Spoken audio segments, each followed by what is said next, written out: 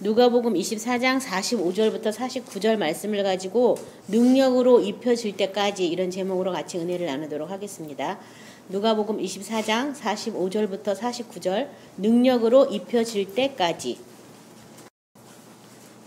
45절부터 한음성을 합독합니다. 이에 그들의 마음을 열어 성경을 깨닫게 하시고 또 이르시되 이같이 그리스도가 고난을 받고 제3일에 죽은 자 가운데서 살아날 것과 또 그의 이름으로 죄사함을 받게 하는 회개가 예루살렘에서 시작하여 모든 족속에게 전파될 것을 기록되었으니 너희는 이 모든 일의 증인이라. 볼지어다 내가 내 아버지께서 약속하신 것을 너희에게 보내리니 너희는 위로부터 능력으로 입혀질 때까지 이 성에 머물라 하시니라. 아멘. 제목을 그래서 위로부터 능력으로 입혀질 때까지 이런 제목으로 같이 은혜 나누겠습니다.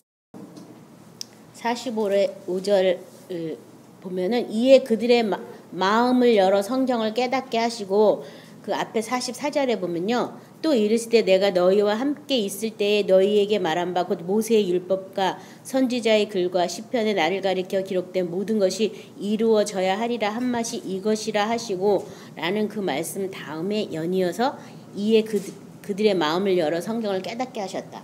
그러니까 성경을 깨닫는 것이 여기 지금 말씀을 강론해서 깨닫게 했다 이렇게 안 하고 마음을 열어서 성경을 깨닫게 하였다 이렇게 말하고 있죠.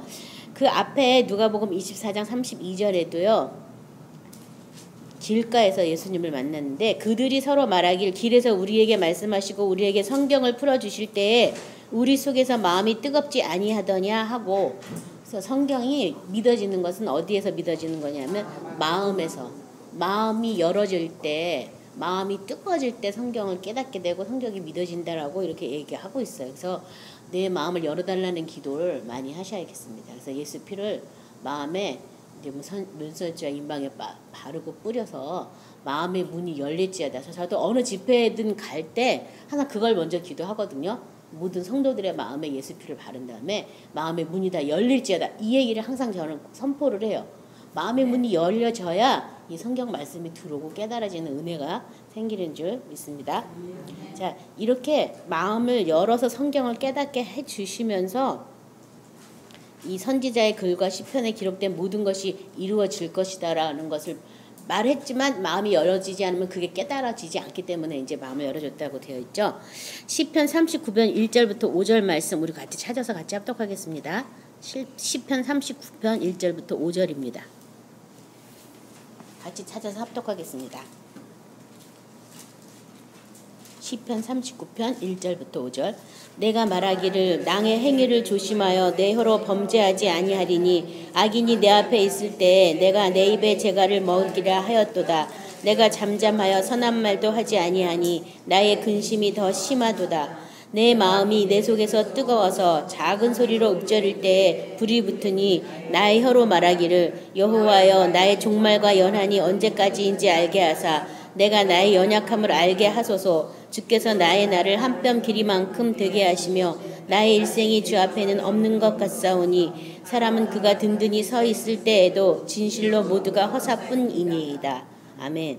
그래서 여기 보면 다윗이 기도한 기도문에 뭐라고 되어 있어요? 3절에 내 마음이 내 속에서 뜨거워서 작은 소리로 읊조릴 때에 불이 붙으니, 마음이 뜨거워지고 그 다음에 작은 소리로 읊조릴 때 그 뜨거운 마음이 어떻게 됐다고 되어 있냐면 불이 붙었다. 뭘 기도하느라고 이렇게 했냐면요. 나의 종말과 연한이 언제인지 알게 해서 나의 연약함을 알게 해달라고. 내 연약함을 알게 해달라고 기도했어요. 많은 사람들은 자기가 강한 걸 좀 이렇게 하려고 그러는데 내가 연약한 걸 알게 해달라고. 그래서 여기 5절에도 나를 한 뼘 길이만큼 되게 하시면 나의 일생이 주 앞에는 없는 것 같다. 사람은 그가 든든히 서 있을 때도 진실로 모두가 허사다. 다 이 세상은 다 이 그림자다, 허사다, 뭐 안개다, 있다가 없어지는 것이다. 하나님의 관점으로 봤을 때는 우리의 인생 별거 아니라는 거죠. 나는 내가 뭐 대단한 것 같지만 별로 먼지와 티끌과 같은 우리라고 부르고, 너 하나님이 구원하고 택하신 민족조차도 너 지렁이 같은 야곱아, 지렁이 같다고 표현하실 정도면 하물며 저와 여러분은 뭐 같겠어요? 우주의 어떤 먼지 중에 하나? 별로 그렇게 하나님은 크신 분이기 때문에 하나님 앞에 우리는 아무것도 아닌데 하나님 앞에 하나님께서 계수하는 것만큼 하나님 말씀에 순종하고 산 그것이 하나님 앞에 기록되는 것이지 내 날수와 나의 연하는 아무 별것도 아니다. 이거는 잠깐 지나가는 것 같다. 이제 그런 성경 구절이 있는데 그걸 말하려고 그런 게 아니라요. 내 속이 뜨거워져서 내 마음에서 내 속이 뜨거워져서 내가 작은 소리로 읊조릴 때 이 불과 같다. 불이 붙는다 내 마음에도. 그러니까 우리가 성경 말씀도 마음으로 자꾸 이렇게 선포하고 시인하다 뭐 자꾸 그 말씀이 그런가 안 그런가 자꾸 이렇게 말씀을 상고해보고 말씀을 방언기도 하면서도 말씀 가지고 자꾸 기도를 하다 보면 어떻게 된다고요? 마음이 뜨거워지고 이 뜨거운 마음에 자꾸 그 기도를 하다 보면 불이 붙는다고. 그걸 지금 말씀드리려고 제가 이 성경 말씀을 읽었어요. 그래서 마음이 열어져야 성경이 깨닫게 된다. 그것을 믿으시기 바랍니다. 사도행전 16장 14절에도요. 두아드라 시에 있는 자색 옷감 장사로서 하나님을 섬기는 누디아라는 한 여자가 말을 듣고 있을 때 주께서 그 마음을 열어 바울의 말을 따르게 하신지라. 이 루디아 자주정사 루디아가 괜히 바울을 따른 게 아니라 누가 그렇게 했다고요? 주께서 그 마음을 열어서 이렇게 따르게 했다. 그래서 많은 사람들이 누가 누구를 따르는 게 뭐 자기 때문이라고 생각하는데 그게 아니다. 하나님께서 마음을 열어서 이렇게 따르게 해준다는 것을 또 우리가 깨달으셔야 되겠습니다. 그래서 뭔가 내가 누구를 따른다면 누가 따르라고 한 거예요? 하나님께서 우리의 마음을 열어서 그 사람을 따르라 이렇게 얘기한 거예요. 그래서 뭐 저희 교회도 워낙 교회가 크다 보니까 문제도 많고 뭐가 많지만 내가 여의도 순복음교회를 택해서 나간 게 아니라 하나님께서 여의도 순복음교회로 나를 불러주셨거든요. 그러니까 하나님께서 그 교회가 문제가 많고 뭐 세상에 기사거리가 날지라도 그 교회에 네가 다녀라. 그럼 다니는 거예요. 그래서 그 마음을 하나님이 우리를 인도하셨다는 것을 깨달으시기 바랍니다. 근데 딱 생각하면 내가 마치 다닌 것처럼 돼가지고 내가 뭐 옮기고 내가 어쩌고 이게 되는 거예요. 그렇죠? 근데 이런 인생사에서 하물며 교회를 택하고 교회를 다니는 게 어찌 사람의 마음대로 그게 됐겠어요. 그렇죠? 특별히 뭐 이단을 가는 사람은 자기 욕심이 미혹돼서 간다라고 쓰여 있지만 그렇지 않은 정통적인 교회들은 하나님께서 마음을 열어서 너는 이리 가라 저리 가라 이렇게. 오래전에 저희 구역 식구에 권사님이 계셨는데 그분이 참 열심히 절을 다니다가 예수를 믿게 돼가지고 뭘 잘 이렇게 보시는 권사님이 있었거든요. 근데 그 권사님이 하는 말이 자기가 성전에서 기도하는데 위에는 보이지 않고 다리만 보이는데 예배 딱 시작하니까 무슨 경찰 같은 큰 거인이 하나 와가지고 호루라기를 딱 불면서 저리 하면 성도들이 그 자리에 가서 앉더라는 거예요. 그래서 우리가 앉는 것도 내 맘대로 앉은 것 같지만 그렇지가 않다고. 그래서 저도 보면 항상 앉는 자리에 가서 앉게 되더라고요. 그게 딴 자리에 앉으면 괜히 내 자리가 아닌 것 같고 어색해요. 왜 그렇게 됐느냐. 하나님이 너는 이 자리 그래서 다 이렇게 분포를 해서 전체 예배가 잘 드려지도록 그렇게 한다는 거예요. 그래서 이 성경 말씀도 하나님의 마음을 열어줘야 깨닫는 거지 마음이 안 열리면 깨달아지지 않아요. 그러니까 나 스스로도 내가 기도하셔야 돼요. 마음의 문이 열릴지어다. 열려라 이렇게 선포하셔야 되겠습니다. 요한일서 5장 20절은요. 또 아는 것은 하나님의 아들이 이르러 우리에게 지각을 주사 우리로 참된 자를 알게 하신 것과 또한 우리가 참된 자 곧 그의 아들 예수 그리스도 안에 있는 것이니 그는 참 하나님이시요 영생이시라. 그래서 하나님의 아들이 이르러 우리에게 지각을 주사 우리로 참된 자를 알게 하신 것이다. 하나님의 아들이 예수님이시고 예수님이 뭘 통해서 알게 하셨다고요? 지각, 지식적인 어떤 그런 감각을 주어가지고 우리로 참된 자를 알게 하셨다. 이 참된 자가 바로 살아계신 하나님 아버지시죠. 그래서 알게 하셨다. 그래서 이 지각을 사용해서 하나님을 알기 위해서 어떻게 한다고요? 마음이 열려야 된다는 것을 기억. 자, 그래서 마음을 열어주셔서 무슨 일을 하셨냐면 46절에 또 이르시되 이같이 그리스도가 고난을 받고 제3일에 죽은 자 가운데 살아나실 것을 마음을 열어서 가르쳐주는 거예요. 예수님이 하신 많은 일들이 많이 있지만 뭐를 지금 가르쳐줬어요? 그리스도가 고난을 받고 제3일에 죽은 자 가운데 살아날 것에 대한 것을 마음을 열어서 깨닫게 해줬다는 거예요. 왜 죽어야 되는지, 왜 고난을 받아야 되는지, 고난 받고 죽은 다음에 또 어떻게 해야 돼, 뭐가 됐는지 그것에 대해서 마음을 열어서 깨닫게 해줬다는 거예요. 사실 우리가 복음은 바로 구원을 얻게 하는 능력이다라고 바울을 소개하고 있는데, 복음이 능력이 되지 못하는 게 우리가 이런 계시를 우리 마음에 아직 받지 않아서요. 그냥 들었던 말로 예수가 나의 주님이십니다, 믿습니다, 아멘 뭐 이렇게 하고 직접 내 마음에서 이게 막 이 말씀이 믿어지면서 뜨거워지면서 뭐 이런 일이 없다 보니까 예수 죽음, 내 죽음, 예수 부활, 내 부활이 안 되고 나 대신 죽었대, 나 대신 죽었대, 이 다음에 천국 갈 거야, 이 다음에 뭐 이렇게 우리가 이런 말에 많이 속고 있는 거죠.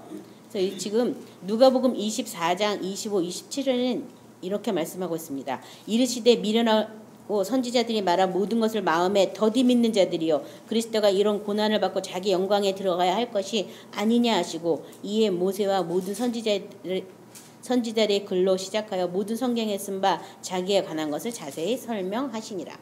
그 앞절에 있던 말씀인데, 이 다메섹 도상에 가는 제자들에게 나타나셔서 하셨죠. 고난을 받고 자기 영광에 들어가야 할 것이 아니냐, 영광에 들어가기 위해서 고난을 받아야 되는 것에 대해서 예수님은 이미 다 알고 오셨고, 그 예언의 말씀이 응하게 하려고 그 모든 구절마다 십자가에 못 박아 죽을 때도 내가 목마르다 해서 이 구약의 말씀이 성취되게 하기 위해서 신포도주를 마시는 그런 일도 하셨죠. 자, 이렇게 뭔가 우리가 예수를 알고 믿어야 되는 게 중요한 거죠. 알고 믿어야 되는 게, 지각을 사용해서 참된 자를 아는 것이니까 알고 믿어야지 되는데, 많은 사람들이 모르는 거죠.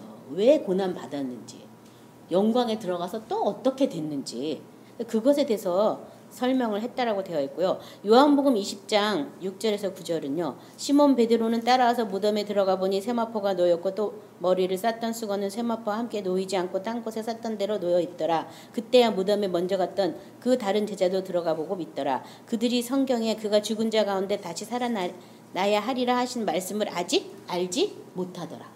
아직 알지 못했기 때문에, 알지 못하면 믿지도 못하는 거잖아요. 그렇죠? 죽은 자 가운데 다시 살아나는 그것에 대해서 알아야 믿는데, 예수님이 누누이 말을 해줘도 그것에 대해서 뭔 소리인지 도무지 알지 못했다. 눈으로 봐도 몰랐다. 근데 이들이 언제 알게 돼요? 죽은 자 가운데 다시 살아난 이유를 언제 알게 돼요? 이들이요. 나타날 때가 아니에요. 예수님이 부활하셨을 때 알게 돼요. 부활하셔서 승천하셨을 때 죽은 자 가운데 다시 살아나는 것의 의미를 그때 알게 돼요. 죽은 다음에 나타나서 이렇게 만져봐라 뭐 이때 안 게 아니에요. 부활하신 다음에 알게 돼요. 승천하신 다음에.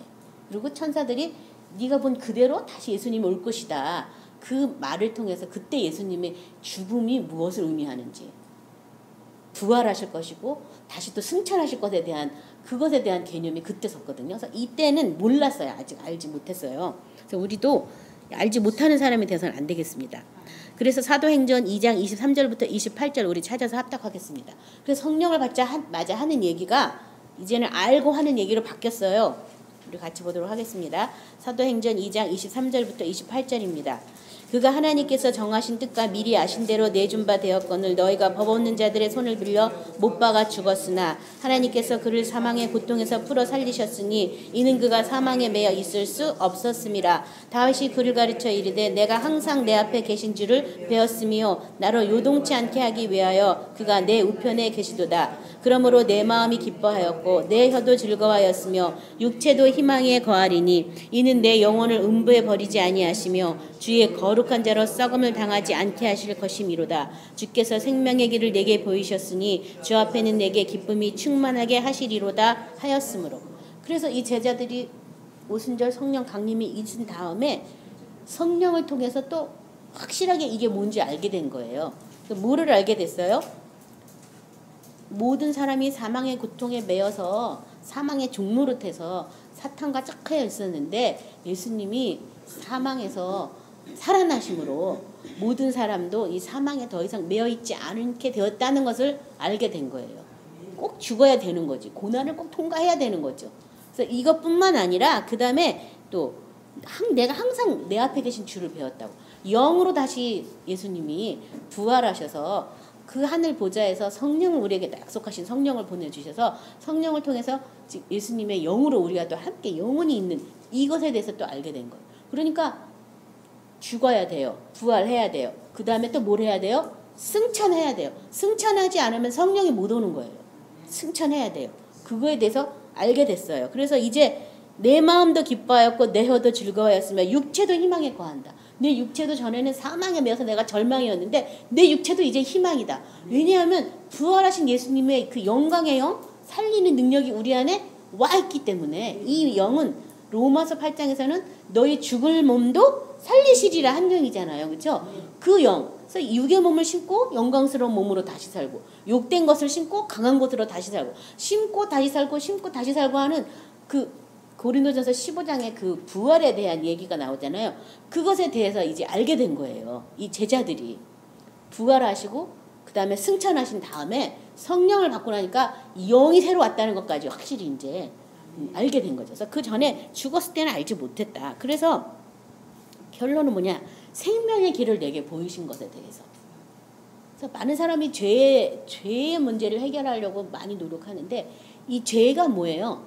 하나님의 생명에서 떠난 것이 죄거든요. 이 죄의 문제가 해결되면 다시 하나님의 생명으로 돌아와야 되는 거죠. 그래서 하나님의 생명에 대한 인지가 내 안에 있어야 돼서 아까 참된 자를 알게 하셨다고. 참된 자. 생명으로서 그분을 알게 되는 거죠. 그래서 우리 먼저 본 시간에도 그의 신기한 능력으로 우리가 예수님의 성품으로 새롭게 변화된다라고 같이 은혜를 나눈 적이 있는데 우리는 능력이다 그러면은 뭐 어마어마한 능력을 생각해서 뭐 진짜 요술 맛을 뭐 기타 등등 뭐 수고 까딱도 안 하면서 뭐가 되는 이런 능력을 생각하지만 하나님이 말씀하시는 능력은 그것이 아니라 우리 안에 하나님의 생명이 들어와서 그 생명 안에서 은혜와 의를 넘치게 받아서 왕노릇하는 거 이게 바로 능력이라는 거예요. 그래서 헛된 영광을 구하고 헛된 능력을 구할 것이 아니라 예수 안에 있는 생명의 능력을 구하는 저와 여러분이 되시기 바랍니다. 자, 그래서 이 성경을 깨닫게 해주시고 그 다음에 예수님이 십자가에 못 박아 죽어서 고난 당하시고 십자가에 못 박는 고난과 그 다음에 다시 부활하시고 다시 승천하시는 것은 아직은 얘기는 안 했죠. 이건 이제 누가복음 끝장이니까 승천은 사도행전에서 이루어지기 때문에 그래서 그것에 대해서 말씀하셨고요. 47절에 또 그의 이름으로 죄사함을 받게 하는 회개가 예루살렘에서 시작하여 모든 족속에게 전파될 것이 기록되었다. 그러니까 여기 지금 죄사함을 받게 하는 회개라 그랬는데 뭘로 받냐면 그의 이름으로. 뭘로 받아요? 그의 이름으로. 그의 이름으로. 그의 이름으로. 많은 사람이 아직도 내 이름이 너무 많은 거예요. 내 안에요. 누가 나 욕 조금만 하면 열이 확 나. 누가 예수님 욕하면 그럴 수도 있어. 뭐냐 하면 내 이름으로 사는 거야. 이 사람들 다요. 내가 어쩌다. 나는 뭐 그렇게 중요한 사람 아니거든요. 내 안에 와 계신 예수님이 중요한 거죠. 그렇죠? 그래서 예수 이름으로 받는 이 죄사함을 받게 하는 이 회개라는 말이 굉장히 중요한 말인 것 같아요. 저도 옛날에는 그걸 몰라가지고 내 이름으로 그냥 회개하기 위해서 막 이렇게 예수 이름에 따르는 회개가 아니라 내 이름으로 살았을 때 이 회개가 되지 않았죠. 그냥 뭐 미워했습니다. 용서해 주세요. 잘못했습니다. 뭐 해주세요. 뭐 이런 식으로 이게 고쳐주세요. 뭐 이런 회개를 많이 했는데요. 예수 이름에 합당한 그런 회개라면 예수님을 뭘로 삼아야 되냐면 나의 임금과 나의 주로 삼는 회개예요. 그 이름으로 이루어지는 회개라는 것은 그 이름에 내가 복종하느냐 안 하느냐에 대한 회개라는 거. 이 회개는요. 그의 이름이 나타나는 모든 것에 대해서 내가 복종을 하는 그런 회개가 죄사함을 받게 하는 회개다. 사도행전 5장 30절 32절에요. 너희가 나무에 달아 죽인 예수를 우리 조상의 하나님이 살리시고 이스라엘에게 회개함과 제사함을 주시려고 그를 오른손으로 높이사 임금과 그주로 삼으셨느니라. 우리는 이 일의 증인이요 하나님이 자기에게 순종하는 사람에게 주신 성령도 그러하니라 하더라. 그래서 우리가 찬송가도 그런 거 있잖아요. 내 주께 회개한 양심은 생명수 가운데 젖었네. 그거 있잖아요. 누구한테 회개했어요? 내 주께, 나의 주인께 내가 회개하는 거예요. 그게 죄사함을 받는 회개예요. 뭐 내가요 오늘도 남편 미워했어요. 내일도 또 미워하면 어떻게 하죠? 막 이거는 회개가 아니라는 거예요. 이거는 생명수 가운데 돌아오는 회개가 안 되는 거예요. 그거는 율법 조항으로 생각해가지고 계속 하니까 내일 또 무슨 일이 나면 또 불 끄라면 또 회개하고 막. 누구한테 회개해야 된다고요? 예수님께, 주님께 돌이키는 게 회개예요.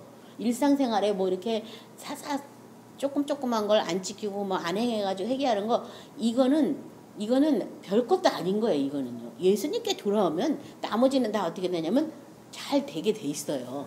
그래서 나의 임금이 누구냐, 나의 주인이 누구냐, 예수님이라는 걸 믿으시기 바랍니다. 그래서 오늘 회개할 때 그거를 하세요.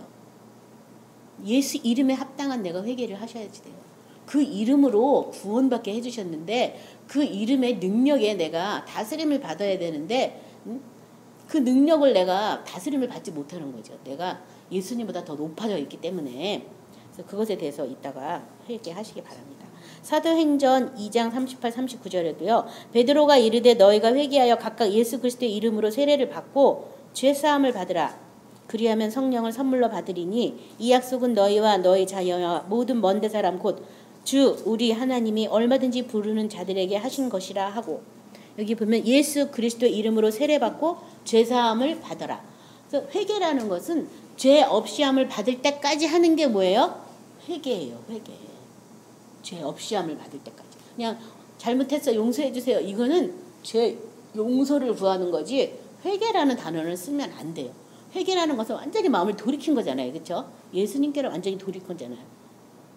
그래서 이 회개에 죄사함에 받는 회개를 뭐라고 설명했냐면 골로새서 1장 13, 14절에는요. 그가 우리를 흑암의 권세에서 건져내서 그의 사랑의 아들 나라로 옮기셨으니 그 아들 안에서 우리가 속량 곧 죄사함을 얻었다.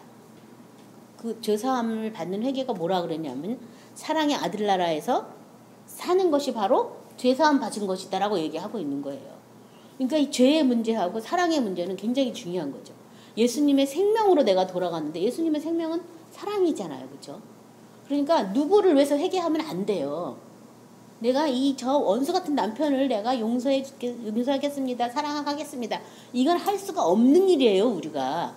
예수님의 말씀대로 살지 않은 것을 내가 회개하고 예수님의 생명 앞에 내가 복종하지 않는 것을 회개하면 이건 쉬워지는 거예요. 예수님이 사랑하랬으니까 하는 거야. 이 사람의 반응에 대해서는 나하고 아무 상관없어. 내가 예수님의 사랑으로 사랑할 때 이 사람이 받아들이든지 안 받아들이든지 그건 나하고 별개의 문제예요. 나는 그냥 뭐 할 뿐이에요? 예수님의 말씀에 순종할 뿐이에요. 내가 죄의 사함을 받아서 예수님의 사랑의 나라에 살고 있기 때문에 내 안에 사랑밖에 없기 때문에 나는 사랑하는 일을 계속 하는 것뿐이야. 상대방이 그 사랑을 매도하든 욕하든 사랑을 이용하려고 하든 아무 상관이 없는 거야. 나하고는요. 우리는 예수님의 생명 안에 돌아갔기 때문에 그 생명대로 행할 뿐이거든요. 그러니까 그것에 대해서 절대 사단에게 속거나 사단한테 어떤 말미를 주셔서는 안 돼요. 사단은 자꾸 거기에 틈을 내가지고 야 너 그래도 사랑할 거야? 너한테 이렇게 하는데도 사랑할 거야? 야 너만 그런 바보 같잖아. 이런 마음을 막 줍니다. 저한테 지금도 줄 때도 있어요. 근데 무시하셔야 돼요. 왜냐하면 나는 죄 없이 하는 그 회개를 하고 나는 죄사함을 받았는데 내가 다시 내 몸에 내 먹물을 튀길 필요는 없잖아요. 그렇죠? 말씀을 안 지켜갖고 내가 이 말씀을 지키기 위해서 예수님께 돌아오기까지의 과정이 쉽지만은 않았는데 우리 아까 목사님이 나눔해 주셨듯이 쉽지만은 않았는데 내가 왜 그걸 또 가냐고. 죄인들은 죄인대로 그냥 살고 불의한 자는 불의한 대로 살으라고. 계시록에 그게 마지막 장에 나온 말이에요. 거룩한 자는 거룩한 대로 살라고. 내가 그 사람의 죄에 왜 내가 간섭을 해서 너가 해라 마라 할 게 또 뭐가 있냐고. 깨달으면 그 사람도 하겠지. 다만 나는 하나님의 말씀에 순종해서 말씀대로 사는 거예요. 그래서 이 죄사함과 사랑은 결부돼 있어요. 그래서 내가 죄사함 받았다는 걸 믿는다면 사랑의 나라에 산다는 것도 깨달으셔야 되겠습니다. 시편 22, 26절에서 28절은요. 겸손한 자는 먹고 배부를 것이며 여호와를 찾는 자는 그를 찬송할 것이라. 너의 마음은 영원히 살지어다. 땅의 모든 끝이 여호와를 기억하고 돌아오며 모든 나라의 모든 족속이 주의 앞에 예배하리니 나라는 여호와 것이요 여호와는 모든 나라의 주제심이로다. 그러니까 모든 만물의 주인이 여호와 하나님. 우리는 아버지라고 부르죠. 모든 것이 다 아버지 것인데 아버지 앞에 아버지의 날수와 아버지가 살라는 대로 사는 그것이 우리 인생길에 가장 복되고 아름다웠고 선한 것이지 내 맘과 내 뜻대로 내 이름에서 산 건 아무것도 아니에요. 지나가는 바람과 같고 안개와 같다는 거. 이거 아무것도 아니에요. 아무것도 아닌 걸 사단은 굉장한 것처럼 붙들게 해가지고 결코 나를 못 박지 못하게 이 부활의 영원한 영광에 들어가지 못하게 하려고 거짓말을 하는 거예요. 그래서 이 영광에 중한 것이다라고 고난은 가벼운 경한 것이다라고 표현했거든요. 그래서 예수님이 발자취를 남겨서 고난의 발자취를 남겨서 우리도 그 고난을 통과해야 영광으로 들어갈 수가 있어요. 내 몸이 선한 것이 하나도 없고 내 속에 사랑할 것이 하나도 없기 때문에 못 박아 죽어야지 그 다음에 예수님의 생명이 내 안에 왔을 때 내가 거부하지 않아요. 그러기 전까지는 끊임없이 자꾸 내 생명과 예수님의 생명을 자꾸 비교 분석하면서 뭣도 아니면서 피조물이 창조주를 어떻게 알겠어. 그냥 끊임없이 의심을 가지고 막 이런 데도 해야 돼요. 이런 데도 해야 돼요. 언제까지 해야 돼요. 막 이러면서 계속. 저도 많이 그랬는데 언제까지가 아니라 구원 회개한 그날부터 계속 하는 거예요. 주님 오실 때까지.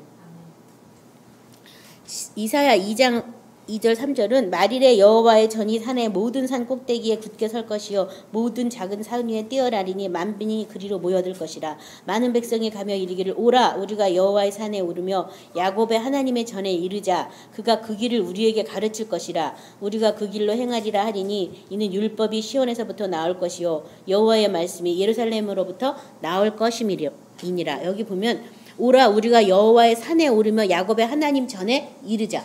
우리가 하나님 전에 이르르고 나면 그러면 그가 그의 길을 우리에게 가르칠 것이다. 뭐 먼저 하면요? 내가 여호와 전에 가면 그 다음에 그가 그의 길을 우리에게 가르칠 것이고 그 다음에 우리가 가르침을 받고 우리가 그 길로 행하리라 해요. 그러니까 내가 제일 먼저 해야 될 일은 뭐예요? 여호와의 전에 들어가는 일이지. 예수님이 길이 되시고 진리가 되시고 생명이 되셨어요. 아버지께 가는. 그래서 예수님을 통해서 내가 아버지 앞에 가는 그거를 제일 먼저 하면 그 다음에 그의 길을 우리에게 보여주신다고. 그러면 봤으니까 그대로 행하게 되는 거예요.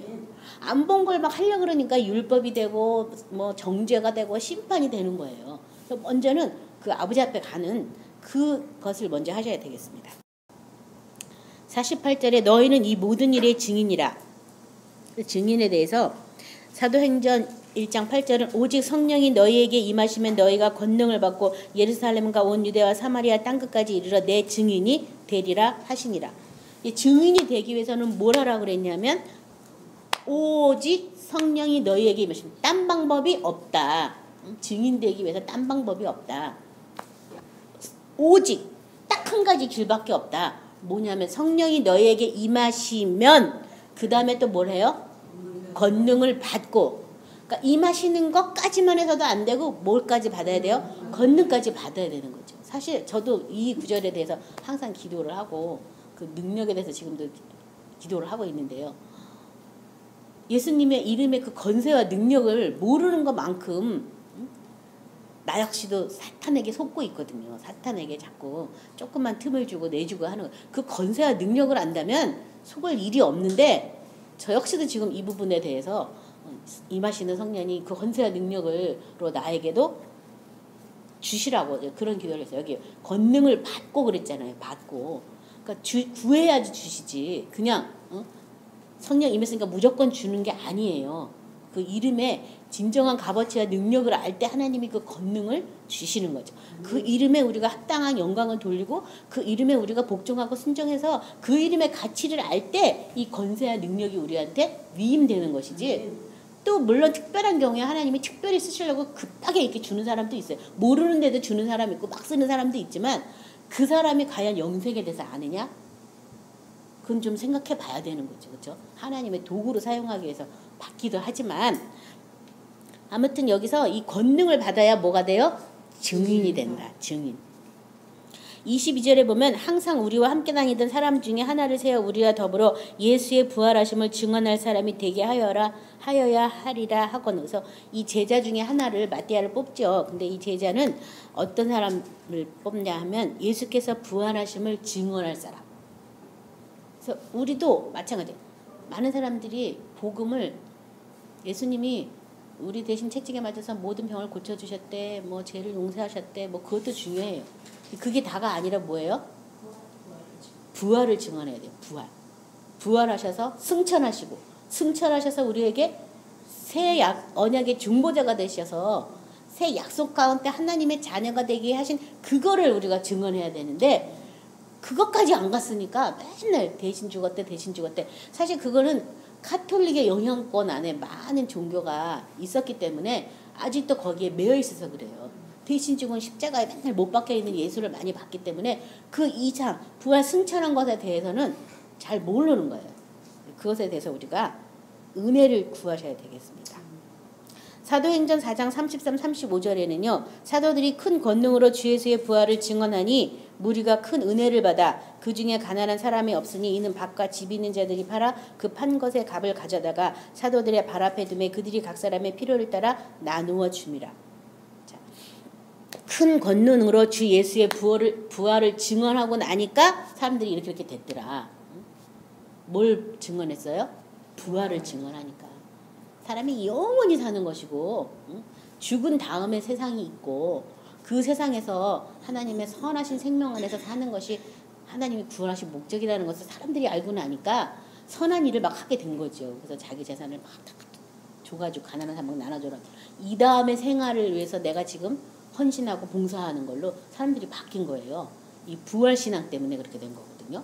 그래서 지금도 부활신앙으로 모든 교회들이 다시 일어난다면 미래가 있죠. 그렇죠? 근데 이 다음에 죽어서 영원한 나라로 가는 걸로 이렇게 사탄이 교회 안에 와서 신학이라는 걸로 딱 이렇게 거짓말 시켜놓은 부분이 어느 정도 있기 때문에 지금 많은 사람들이 속고 있어요. 자, 그래서 부활을 증언하는 저와 여러분이 되시기 바랍니다. 사도행전 10장 39, 43절은요. 우리는 유대인의 땅과 예루살렘에서 그가 행하신 모든 일의 증인이라. 그들이 나무에 달아 죽였으나 하나님이 사흘 만에 다시 살리사 나타내시되 모든 백성에게 하신 것이 아니야 오직 미리 택하신 증인 곧 죽은 자 가운데서 부활하시고 그를 모시고 음식을 먹은 우리에게 하신 것이라. 우리에게 명하사 백성에게 전도하되 하나님이 살아있는 자와 죽은 자의 재판장으로 정하신 자가 곧 이 사람인 것을 증언하게 하셨고 그에 대하여 모든 선지자도 등하되 그를 믿는 사람은 다 그의 이름을 힘입어 죄사함을 받는다 하였느니라. 예수님의 제자들, 특별히 증인 중에 제일 증인이 그 부활을 목격하고 부활하신 다음에 식사를 같이 했던 그 사람들에게 하나님이 증언하게 하셨다 이렇게 말씀하고 있어요. 근데 이 사람들 다 죽어서 예수님 품에 가 있죠. 오늘날은 어떻게 이걸 알 수가 있어요? 성령으로 우리가 알 수가 있어요. 그래서 요한복음 15장 26절에 내가 아버지께로부터 너에게 보낼 보혜사 곧 아버지께로부터 나오시는 진리의 성령이 오실 때에 그가 나를 증언하실 것이요. 오늘날 저와 여러분은 성령의 증언을 통해서 예수님의 부활하심에 대해서, 예수님의 승천하심에 대해서, 예수님의 고난에 대해서 증언을 받으셔야 되겠습니다.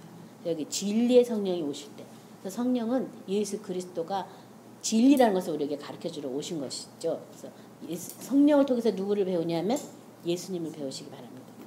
그래서 어떤 성령을 통해서 은사를 사용하고 능력을 이거는 일부분이에요. 그거는 중요한 거긴 하지만 예수를 잘 믿게 하기 위해서 필요한 것이지 거기에 예수가 빠지면 큰 의미는 없다는 거예요. 그렇죠? 사탄도 다 그렇게 거짓말로 하잖아요.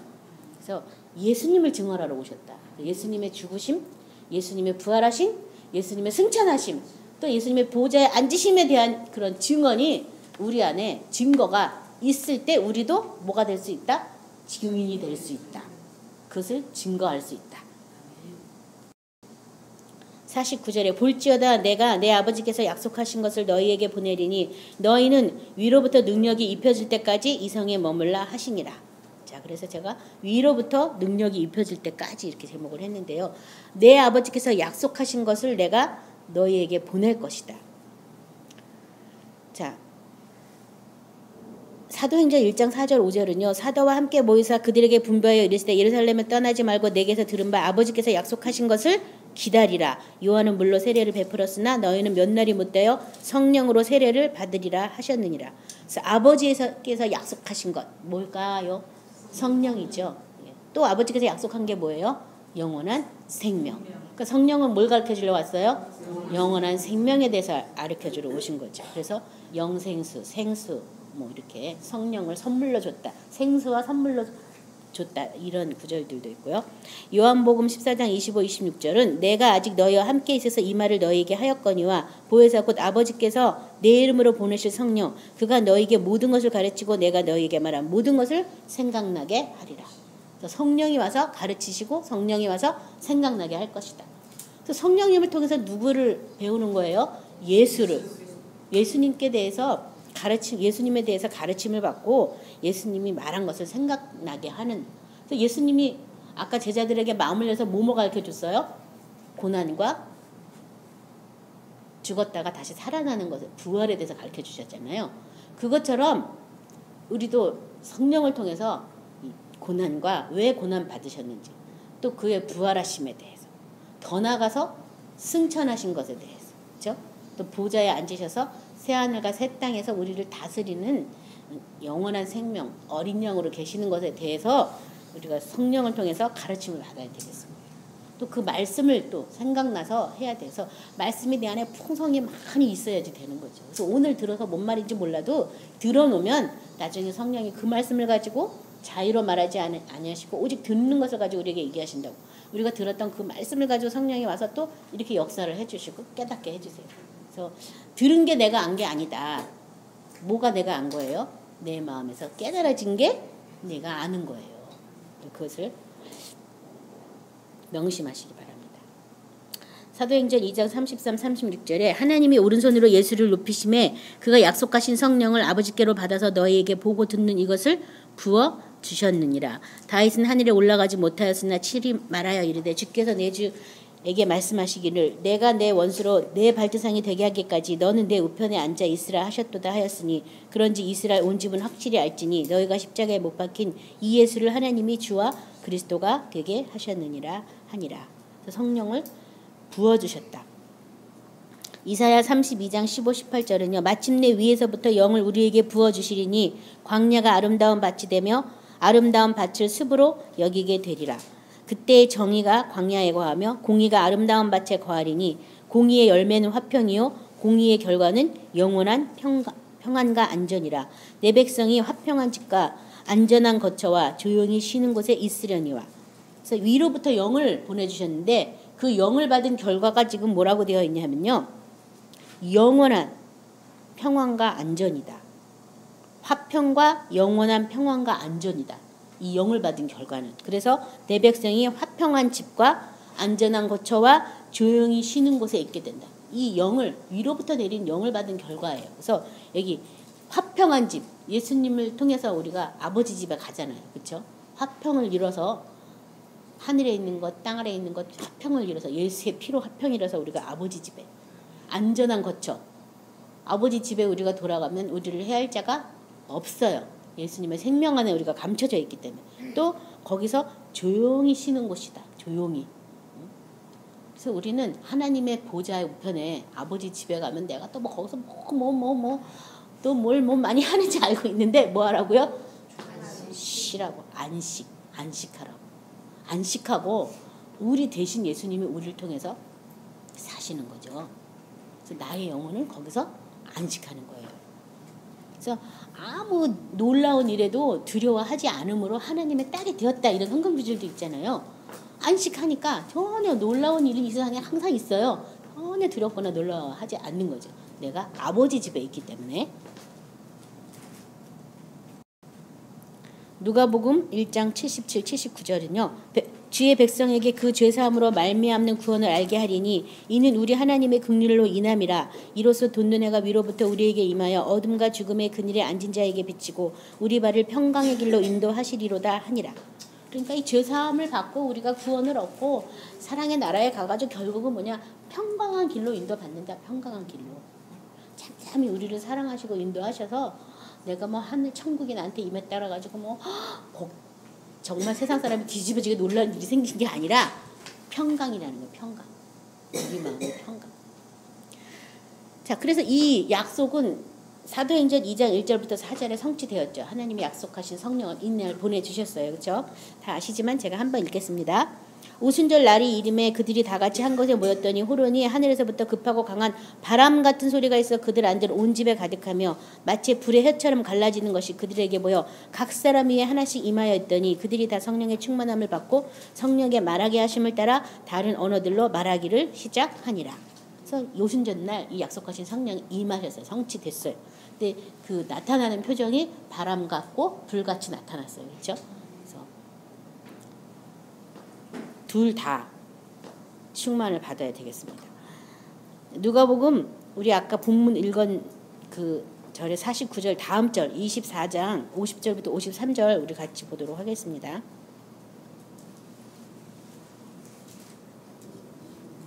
50절부터 53절.